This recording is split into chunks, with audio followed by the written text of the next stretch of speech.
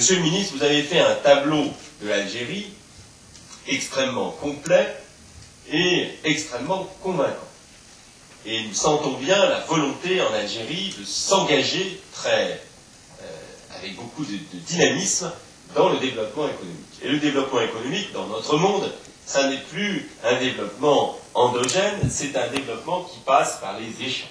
Alors, en matière d'échanges, nous avons évidemment les uns et les autres un héritage formidable, puisque nous appartenons à des cercles identiques, celui de la Méditerranée, celui de la francophonie, celui de plus en plus de l'économie de marché. Et donc nous sentons bien que les atouts sont là pour faire fructifier cette amitié franco-algérienne. Et je crois que le développement économique, de plus en plus, il va passer par les PME et les PMI, par les petites et moyennes entreprises. Pourquoi? Parce que le monde a changé, l'économie aussi a changé. Jusqu'à présent, nous obéissions à un système de croissance qui dépendait beaucoup des économies d'échelle. Plus les entreprises étaient grandes, plus elles arrivaient à produire à moindre coût, et plus l'économie se concentrait sur de très grandes entreprises. Et nous avons vu en France, pendant toute la phase d'expansion industrielle, petit à petit, c'était les grandes entreprises françaises qui tiraient la croissance. Aujourd'hui, ça n'est plus forcément le cas. Les grandes entreprises continuent à être des acteurs essentiels du développement économique, mais elles créent moins d'emplois, délocalisent des activités, elles vont chercher l'innovation dans les PME, parce qu'elles-mêmes ne sont pas toujours en mesure de développer des produits innovants ou des process innovants. Et donc nous voyons émerger à nouveau l'importance des PME. Et je salue ici le représentant d'ailleurs de la CGPME de Rhône-Alpes, qui représente une région de PME extrêmement dynamique. Ces entreprises, ces petites et moyennes entreprises, parce que souvent en France il y a les souris, les gazelles et les éléphants, et que les entreprises les plus intéressantes sont les gazelles, celles qui ont la taille moyenne, qui ont un potentiel de croissance important, eh bien ces entreprises, elles ont longtemps considéré que le marché domestique suffisait. Puis on leur a expliqué que le marché c'était maintenant l'Europe et qu'il fallait donc se préoccuper avant tout du marché de l'Union européenne. Et maintenant, elles découvrent, pour beaucoup d'entre elles, à quel point il est nécessaire que chacune d'entre elles se crée son propre marché. Il n'y a pas un marché semblable pour toutes les entreprises. Chaque entreprise a à inventer le marché qui lui convient à son produit, mais qui convient également au tempérament du chef d'entreprise, à la curiosité, à la sensibilité, aux affinités, aux rencontres, car l'économie n'est pas quelque chose de rationnel. L'économie, c'est avant tout des hommes et des femmes qui se rencontrent, qui sympathisent, qui ont confiance les uns dans les autres, et qui, parce qu'ils ont confiance, décident de développer des relations économiques entre eux. Et c'est la raison pour laquelle des événements comme celui-ci est essentiel. Pouvoir créer des contacts directs avec de la confiance à la clé. Et je voudrais donc également féliciter le CENAF, ainsi que son bureau exécutif, son bureau permanent, son président, pour l'action qu'il mène afin que les relations entre l'Algérie et la France soient les plus concrètes possibles et passent avant tout par des relations humaines, parce que c'est ça qui fait la force du développement économique aujourd'hui. Alors nous, en France, nous avons une ambition.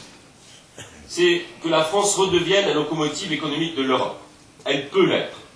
Pendant trop de temps, elle s'est distraite sur des chemins de traverse et il est temps aujourd'hui que notre économie française redevienne une économie extrêmement dynamique en termes de croissance du PIB, mais également en termes d'ouverture à l'international, de développement, d'innovation, de mutation économique.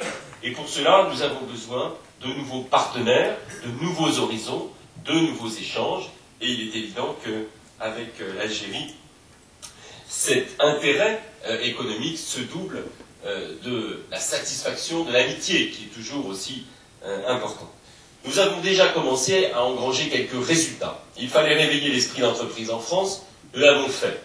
La France, je le disais il y a un instant, une terre de grande industrie, donc avec un modèle d'entreprise pyramidal, avec un chef d'entreprise tout en haut, et puis des masses, des nombres très importants de salariés, n'ayant pas toujours une visibilité forte sur le devenir de leur entreprise.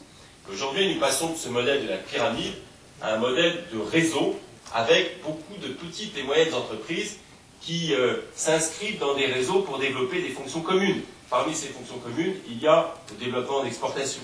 Petite entreprise, lorsqu'elle se dit « je vais m'intéresser à un marché », ou je vais m'implanter sur un marché, je vais développer une activité de production en Algérie, par exemple, eh bien, elle a besoin de s'inscrire dans un réseau, dans un tissu qui va pouvoir lui apporter du conseil, qui va pouvoir lui apporter de la sécurité, de la garantie, des introductions également pour pouvoir développer son projet.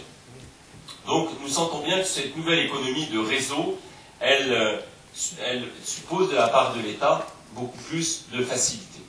Donc développer l'esprit d'entreprise, c'est augmenter le nombre d'entreprises en France. Nous considérons qu'en France, nous devons avoir beaucoup plus d'entreprises qu'il n'y en a, et nous sommes bien partis puisque, encore ce matin même, les chiffres de la création d'entreprises tombaient en France et montraient une forte augmentation de près de 17-18% sur les 3 derniers mois par rapport à la période comparable de l'année précédente. Donc les Français retrouvent l'esprit d'entreprise.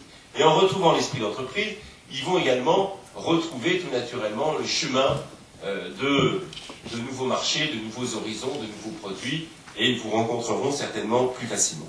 Nous avons également une communauté en France d'entrepreneurs franco-algériens, c'est-à-dire qui ont un pied de part et d'autre de la Méditerranée, qui ont la double culture, qui se sentent enfants de 2 pays, et il faut que nous utilisions cette richesse pour développer la coopération entre la France et l'Algérie.